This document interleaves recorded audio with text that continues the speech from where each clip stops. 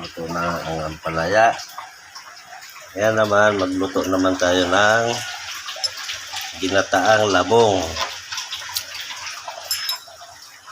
Ang labong, oh. Yung mga namimit kong pagkain, ayan, labong. Gusto nyo takang gata, ayan. Gata. Tapos, ampalaya. Tignan mo na yung mga karne na yan. At kakasawa naman yung mas nakakamiss yung gulay at araw-araw. Araw-gabi gulay. Yan.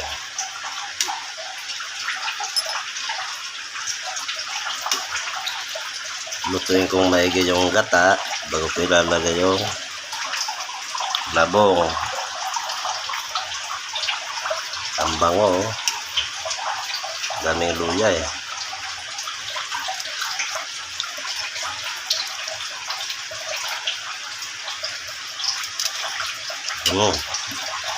Okay na ang lasa.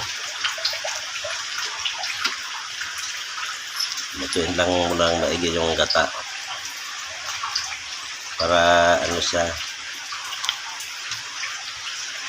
mamantika.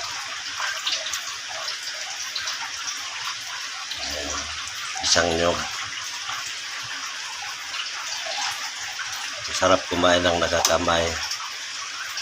Ang buhay dito sa probinsya. Sa Manila napakamahal ng mga gulay dito. Pwede kang makahingi lang. Pwede kang makahingi. Sa bayan mura din.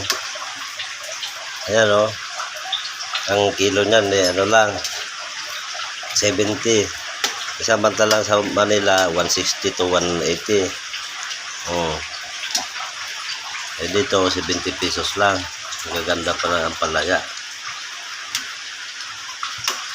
Ito namang labong 20 pesos.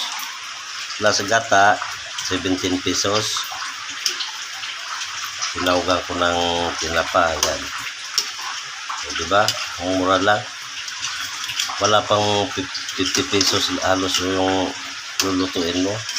60 pesos. Kasama na yung Ricardo. Samantala sa Manila, isang palengkean lang yung 300. Saan lagi yan?